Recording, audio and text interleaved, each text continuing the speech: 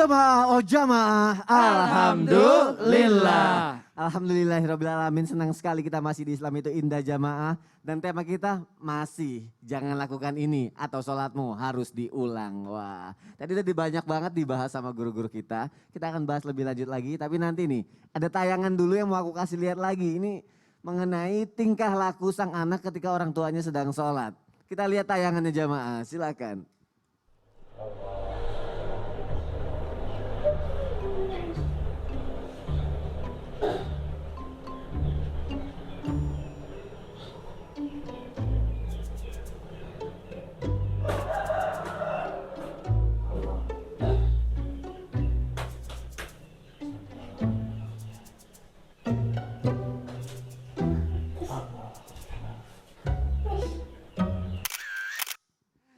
Namanya juga anak-anak ya. Ini bisa menjadi contoh dan bisa menjadi pertanyaan nih buat kita jamaah nih. Apalagi kalau misalnya orang tua yang punya anak. Nih Habib, aku mau nanya Bib. Siap.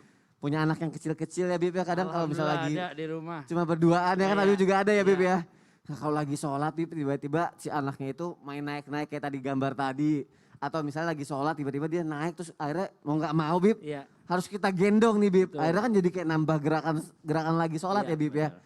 Itu harus diulang apa enggak Bib? Caranya kayak gimana? Caranya gimana? Aku Ya. mohon penjelasannya Habib. Baik, Silakan. mohon izin Bang Soni, mohon izin guruku Ustadz Maulana Ustadz Syam. Assalamualaikum warahmatullahi wabarakatuh. Waalaikumsalam warahmatullahi wabarakatuh. Alhamdulillah wassalatu wassalam ala Rasulillah Muhammad bin Abdullah sallallahu alaihi wasallam. Jangan takut kalau ada anak di samping kita ketika kita sholat. Bahkan sangat dianjurkan bagi orang tua ketika sholat anak ada di sebelahnya. Kenapa? Karena pelajaran yang berharga bagi seorang anak adalah pandangan. Ketika dia memperhatikan orang tuanya sholat, maka disitulah sang anak belajar dan mengetahui bahwa orang tuaku ahli sholat. Nah, bagaimana caranya ketika anak ada di samping kita dan dalam keadaan yang rewel? Hal ini dilakukan oleh baginda Nabi besar Muhammad SAW.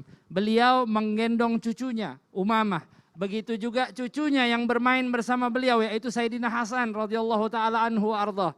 Bahkan para sahabat ketika melihat bagaimana keindahan para Sayyidina Al Hasan ketika bermain bersama baginda Nabi Muhammad SAW, ketika Nabi sujud, ketika Rasulullah sujud, itu Sayyidina Hasan menaiki badannya baginda Nabi besar Muhammad SAW. Sehingga para sahabat pun melihat dan mengatakan ni'mar rakib wal markub. Sungguh yang menaiki sebaik-baiknya orang dan yang dinaiki sebaik-baiknya orang yaitu baginda Nabi besar Muhammad SAW. Kalau misalnya Mas Soni Ya. di rumah siapa? Ejaz ya? Ejaz Ejaz ya, lagi sedang-sedangnya ya. Nah, kalau misalnya anak kita lagi sholat, itu posisinya kayak gimana? Allahu Akbar misalnya kita sholat. Lagi sholat. Tiba-tiba nih anak rewel. Nah posisinya kita ngangkatnya itu ketika ibaratnya dia harus diangkat, kita angkat. Ya. Dan itu tidak bermasalah ibaratnya, aku yang bantu ya, penting Bib, ya. kita perhatikan. Mic-nya Kalau mau aku oh iya bantu. silakan. Yang penting kita perhatikan, seandainya tidak ada keperluan. Maaf Bib. Siap. Seandainya tidak ada keperluan, itu tidak melebihi 3 harokat ataupun 3 Ya. gerakan yang berlebihan. Ya. Nah kemudian ketika diri itu bisa digendong seperti ini. Anak kita ya. Satu, misalnya satunya lagi dekat kayak gini. Ya. Misalnya nggak bisa harus gendong keduanya seperti ini. Oke. Ya. Waktu sujud jangan digendong lagi. Ya. Kenapa? Nanti kedekep. Akhirnya kedekep begini anaknya nih. Iya Bib. Nah, sujud taruh anaknya. Begitu sujud taruh kemudian sujud. Ya. Duduk lagi di antara 2 sujud, misalnya rewel, tenangin. Oh itu nggak apa-apa Bib. Nggak kayak gitu? apa-apa, nggak apa-apa. Oh. Nggak apa-apa. Dan itu dilakukan oleh para sahabatnya baginda Nabi besar Muhammad Sallallahu Alaihi Wasallam. Oke. Yang paling penting adalah jangan menganggap anak itu gangguan. Kemudian juga yang perlu diperhatikan ketika ngajak anak ataupun mau gendong anak untuk sholat, perhatikan ada najis atau tidak. Lihat dulu. Lihat dulu pempesnya, perhatikan. Sebagaimana kita bersiap untuk sholat, liatin juga anak kita ketika kita mau bawa untuk sholat. Kalau misalnya berasa benar-benar lagi begitu gendong begini, kok basah. Pas dilihat kencingnya, Nah itu maka membatalkan daripada sholat dan sholatnya diulang kembali. Dan jangan bosen, jangan bosen. Ini buat ibu-ibu yang ada di rumah yang lagi punya anak, ajak anak kita sholat bersama. Oke. Dan sunnah, hal tersebut sunnah ya. Ya. Hal tersebut termasuk hal yang sunnah. Karena Nabi Muhammad SAW melakukan bersama para cucu-cucunya SAW. Jadi anak kita itu terdidik ketika melihat kita langsung sholat. Baik.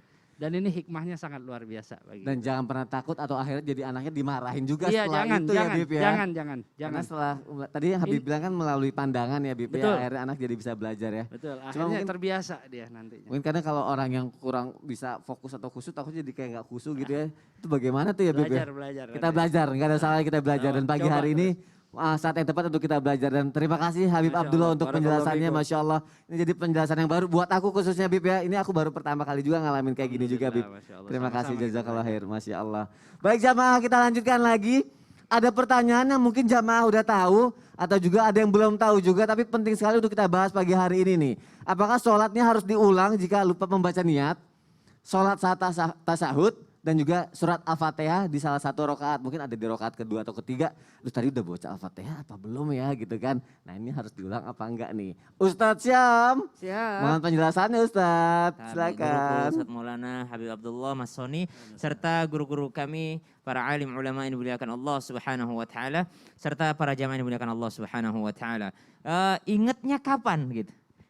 Jadi dalam sholat itu bukan hanya ada rukun fi'li, rukun gerakan, tapi juga ada rukun qauli. Apa itu rukun qauli? Rukun atau kewajiban yang harus diucapkan.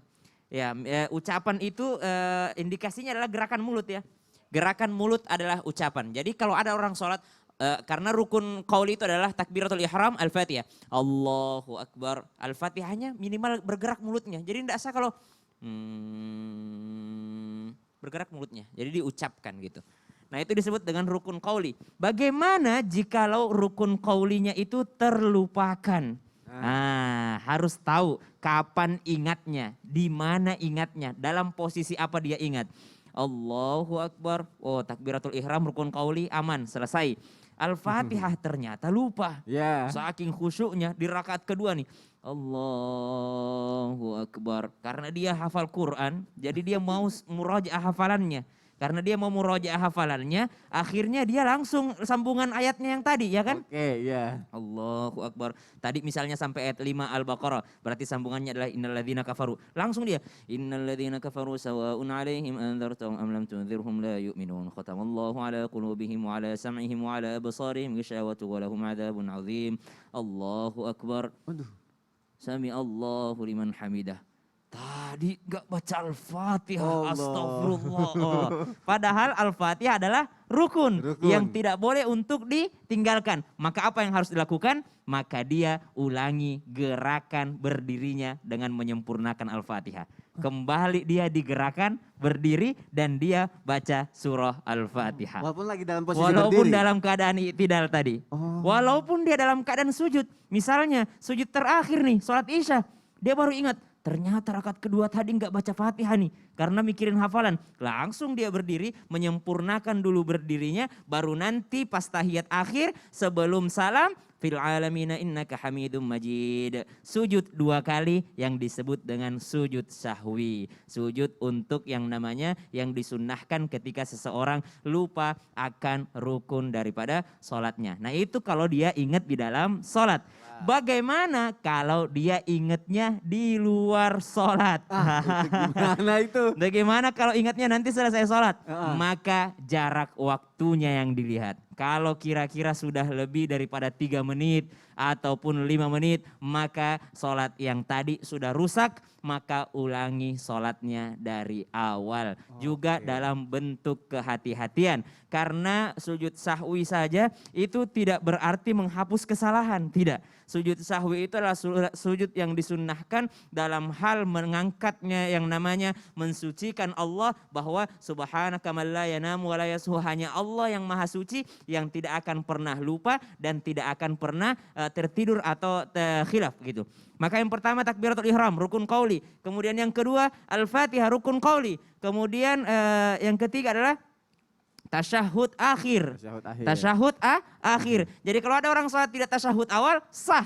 Sah. Kalau ada Oke. orang sholat tidak tasyahud awal, sah. Kemudian salam, salawat. Ya. Kemudian setelah itu baru salam. Ini lima-limanya, ini adalah rukun yang harus diucapkan. Kalau terlupakan maka dia harus kembali Baik. ke gerakannya untuk mengulangi hal tersebut. Baik. Sedikit mengenai Al-Fatihah Ustaz Syam, Ya, kalau siap. misalnya tadi imam atau kita lagi sholat sendiri, kalau jadi makmum nih. Oh, kalau berjamaah. Ya, Kalau kalau berjamaah, berjamaah kita maka makmumnya. Al-Fatihahnya ditanggung imam. Tergantung Anda masbuknya pada saat apa. Kalau Anda datangnya, oh imamnya udah ruku, maka Ya. kejar rukunya. Kejar rukunya. Kejar rukunya, Anda tidak perlu membaca suratul Fatihah. Ada juga ulama mengatakan minimal Anda baca 3 ayat. Bismillahirrahmanirrahim. Alhamdulillahirabbil alamin arrahmanirrahim. Allahu akbar. Oh, itu nggak 3 apa-apa. ayat, Sah nggak kalau apa-apa. gitu sholatnya. Sah. Baik, Masya Allah. Terima kasih Ustaz Syam untuk Siap. penjelasannya. Kita lanjutkan lagi jamaah yang ada di rumah. Pasti jamaah juga nunggu-nunggu nih jawaban dari pertanyaan ini nih. Karena ini kadang menjadi dilema setiap orang ya. Namanya juga perut ya. Kadang suka nggak bisa ditahan ya. Jadi ini harus dijawab sama Ustadz Maulana pertanyaan yang tadi Ustadz Syam nih. Ya. Kalau misalnya kita lapar, kita sholat dulu apa makan dulu? Salat dulu atau makan dulu? Kalau Iya. Mas Sony jawabannya? Aku kadang suka nggak kuat tahan lapar, aku Oh, kayak iya, makan iya. dulu jadinya. Oke, Salah nggak oke, sih? oke. Aduh, aku mau penjelasannya Ustadz Maulana. Siap, Silakan. siap. Makasih banyak. Izin Habib. Ustaz Sam. Mas Arman, ayo masuk lagi. Wah, ada apa lagi nih? Ya, simpan Oh, di sini aja. bagi-bagi makanan. Masalahnya. Wah, Ini ada kayaknya- 2 jenis makanan. Iya. Wah, Masya Allah. Bismillahirrahmanirrahim. Alhamdulillahirabbil alamin. Ya. Saya duduk aja enggak apa-apa. Oh, duduk Aku aja, nggak jelasin apa-apa. di sini. Aku jelasinnya di sini ya. Oke. Izin. Jadi Bismillahirrahmanirrahim. Kita membahas tentang kondisi antara makan dan salat. Pertanyaannya, jikalau memungkinkan waktu salat, maka makanlah dulu baru salat. Sekali lagi, kalau memungkinkan waktunya jaraknya lama, bolehlah. Misalkan salat Isya, kan ada 4 jam. Kalau Isya itu, maaf ya saya harus ingatkan, waktu Isya itu cuma 4 jam setengah. Dari waktu Isya ke subuh itu dibagi 2. Jadi jam setengah 12 harus berhenti. Sudah ada, karena itu jatahnya waktu tahajud jatuhnya. Nah kalau seperti ini, gimana nih kalau makanannya sudah tersedia atau makanan yang masih dalam kotak atau belum dimasak? Atau belum dimasak, oke. Oh salah, kalau belum dimasak mending salat dulu. Oke. Daripada nunggu masak juga habis waktu. Nah kalau masih dalam kotak berarti belum siap, artinya belum masih bisa tahan. Tapi kalau sudah di piring seperti ini, sebaiknya kita makan dulu baru sholat. Karena kalau gini, contoh kalau kita buka puasa, ini kejadian kalau kita puasa di waktu maghrib. Ya. Kalau di waktu maghrib ada 2 cara. Penuhi dulu sedikit untuk batalin, habis itu salat maghrib, habis itu makan besar. Karena kalau makan besar dulu, apalagi prasmanan antri dulu, ya Allah, Oke. keburu maghribnya habis. Ya. Mending batalin dulu, baru salat, habis itu baru Makan makan. besar. Itu. Maka tapi gimana? Kalau kepikiran, pertanyaannya, yang mana duluan? Kalau Nabi menganjurkan, maka makanlah dulu baru salat. Oh. Kalau dalam segi Ya. udah lapar banget ini, Oke. nggak bisa tahan, maka kata Nabi makanlah dulu baru salat. sholat. Karena bagusnya kita makan ingat salat atau salat ingat makan, yang mana bagus? Makan ingat sholat. Makan ingat salat daripada salat Salat ingat ingat makan. makan. Gimana tuh makanannya? Jadi nggak khusyuk ya jadinya Nggak ya? khusyuk. Jadinya Oh. makanya fokus makan dulu, kemudian salat supaya ibaratnya tidak terganggu. Makanya Rasulullah SAW menganjurkan kepada kita Ya. makan sedikit dulu baru salat kalau posisi masih bisa memungkinkan. Oke. Nah posisi yang berikutnya, makruh mengerjakan salat dalam 3 kondisi. Sekali lagi, makruh hukumnya salat dalam keadaan 3 kondisi. Apa tuh? Yang pertama kondisi ngantuk. Wow. Kalau Sebaiknya kalau masih ada durasi, ada yang bisa jagain kita, tidur dulu sejenak. Oke. Tidur dulu sejenak, ingatkan aku, setengah jam bangunin Ya. untuk salat. Nah, yang kedua, salat dalam kondisi menahan hajat, kencing. Oh iya jadi nggak khusyuk. Gelisah ya. Lebih baik kencing dulu, Ya. baru salat. Baru Karena salat. itu mengganggu, tidak fokus dan tidak nyaman. Dan terakhir, makruhnya salat dalam keadaan lapar. Baik. Ini yang Ini bahaya. jawabannya nih ternyata ya. Ya. Kita makan dulu. Kalau misalnya ada waktu ya panjang ya, kita Ya. makan dulu baru kita sholat biar lebih khusyuk ya. Mas Arman, Baik. tolong Mas dibawain. Arman, terima ke kasih loh kamera, udah ngebantu. kamera 3 ya, Mas Cahyo. Oh ya tahu aja Kelihatannya lagi dia lapar. lapar banget. Di sana kameranya di sana. Oke, Ya. baik. Terima kasih Mas Arman. Terima kasih juga Ustadz Maulana untuk penjelasannya. Masya Allah. Kita lanjutin lagi jamaah. Ini bisa dibilang pertanyaan pamungkas ya. Tapi bukan Bambang loh. Nih, ini adalah kalau misalnya kita membahas kalau misalnya dibatalkan sholatnya apa enggak nih. Atau diulangi lagi apa enggak nih. Nah pertanyaannya adalah nih aku mau nanya sama Habib Abdullah. Pahala sholat yang diulang itu sama nggak sih sama dengan pahala sholat ketika tidak diulang? Nah, aku mau jawabannya Habib Abdullah, silakan. Siap. Mohon izin Bang Soni, mohon izin guruku Ustadz Maulana, Ustadz Syam. Assalamualaikum warahmatullahi wabarakatuh. Waalaikumsalam warahmatullahi wabarakatuh. Nah ini sangat penting sekali, yaitu apakah ketika kita mengulangi sholat mendapatkan pahala atau tidak. Yang perlu kita ketahui, yang kita ulangi ini sholatnya jadi wajib atau sholat wajibnya telah kita laksanakan dengan sempurna. Kalau misalnya kayak tadi yang sebagaimana dijelaskan oleh guru-guru kita, sholatnya kurang sempurna, misalnya ada hadas begitu sholat, ataupun ada kejatuhan najis, ataupun ketika dicek auratnya ada yang terbuka, maka sholat yang diulangi itu hukumnya wajib dan pahalanya adalah pahala wajib sebagaimana sholat tersebut. Dan kita ketahui bahwa pahala sholat ini sangat luar biasa. As-sholah ma bainas sholah mukaffiratun bainahuma. Sholat antara sholat itu penggugur dosa semuanya. Ketika kita melaksanakan sholat duhur ke asar, antara duhur sama asar itu dosa-dosa kita digugurkan oleh Allah subhanahu wa ta'ala jalla jalaluhu wa ta'ala fi'ula. Kemudian di antaranya juga sholat yang sudah kita laksanakan. Kayak tadi misalnya sebagaimana dijelaskan oleh guru kita, pentingnya khusyuk. Ustadz Maulana tadi jelaskan pentingnya khusyuk di dalam sholat. Dan misalnya kita kehilangan khusyuk. Sebagian ulama ada yang mengatakan bahwa khusyuk itu adalah hal yang sangat penting dan wajib di dalam sholat. Akan tetapi sebagian ulama mengatakan hal itu sunnah. Nah kita pengen ngulangin lagi. Mudah-mudahan sholat yang kedua ini lebih khusyuk. Jadinya apa? Jadinya sunnah menurut mazhab al-imam asy-Syafi'i. Imam Syafi'i mengatakan hal itu sunnah. Sunnah mengulang daripada sholat. Kemudian ada syarat-syarat yang harus dipenuhi. Yang pertama apa? Yang pertama masih dalam waktunya. Misalnya kita sholat duhur, ya alhamdulillah masih jam 2 ngulanginnya. Bukan jam 4. Jam 4 udah masuk daripada WIB misalnya sudah masuk ke waktu asar. Kemudian yang kedua dilakukan secara berjamaah. Dilakukan secara berjamaah. Dan ini menurut Al-Imam Asy-Syams Ar-Ramli bahwa berjamaah sama halnya dengan bersuci, sama halnya dengan niat di dalam sholat. Jadi syaratnya itu wajib. Kalau seseorang mau ngulangin daripada sholat yang sudah sah, maka dia dianjurkan ataupun wajib untuk berjamaah. Kemudian yang ketiga, sholat yang pertama harus yakin sah. Harus yakin benar-benar sah yang pertama tadi, tidak ada kekurangan sedikit pun. Jadi seandainya sholat duhur, mau ngulangin lagi sholat duhur, yakin sholat duhur yang pertama itu sah. Baik niatnya, baik syarat-syaratnya dan lain sebagainya. Kemudian yang keempat, laksanain ketika kita berjamaah bersama orang-orang yang meyakini punya keyakinan yang sama di dalam mazhab kita, yaitu meyakini bahwa hal itu sunnah. Karena ada beberapa mazhab yang tidak memperbolehkan. Di antaranya mazhab Hanafi dan lain sebagainya. Wallahu a'lam. Masya Allah, terima kasih Habib Abdullah untuk penjelasannya. Jazakumullah khairan. Masya Allah. Jamaah, ini aku mau nyampein sesuatu yang penting nih. Ini penting, nggak akan lama karena ada pertanyaan yang bagus banget dari jamaah yang akan dibacain dan akan dijawab sama guru-guru kita. Nggak lama, jadi jangan kemana-mana, tetap di Islam itu indah ya. Jamaah, oh jamaah. Alhamdulillah.